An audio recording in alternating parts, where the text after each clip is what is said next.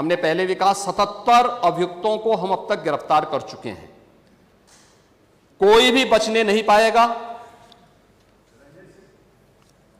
जो भी अपराधी होगा, ये तो मैं जानता हूं आपकी पीड़ा को,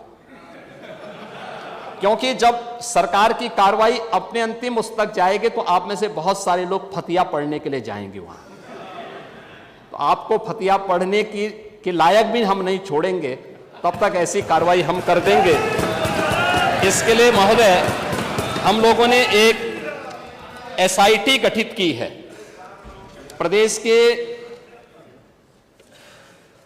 आईजी कानून लॉ एंड ऑर्डर की अध्यक्षता में एक एसआईटी गठित की है, जिसमें यूपी पुलिस और एफएसडीए के अधिकारी भी शामिल हैं पूरे प्रदेश भर में, और इसमें कार्रवाई हमारी निरंतर चल रही है। और जो भी इसमें दोषी होगा, इसमें हमें इस कार्रवाई करने में कोई संकोच नहीं होगा। अब तक हमने कार्रवाई भी की है, और माफिया के खिलाफ कार्रवाई कैसे होती है, मुझे लगता है समाजवादी पार्टी से अच्छा कोई दूसरा उसका जो है जानकार नहीं होगा। समाजवादी पार्टी तो उसके बारे में बहुत अच्छी तरह पहले से परिचित है कि कैसे माफिया के खिलाफ कार्रवाई होनी चाहिए, और समाजवादी पार्टी की तड़पड़ाहट वह हम उसके माध्यम से समझ सकते हैं।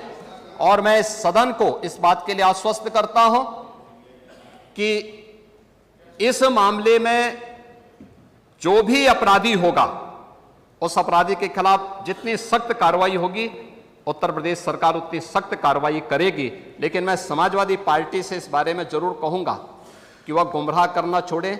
उत्तर प्रदेश के अंदर कोई भी इससे संबंधित मौत के प्रकरण सामने अभी तक नहीं आए हैं, और इस पे कार्रवाई हमारी सरकार ने किया है।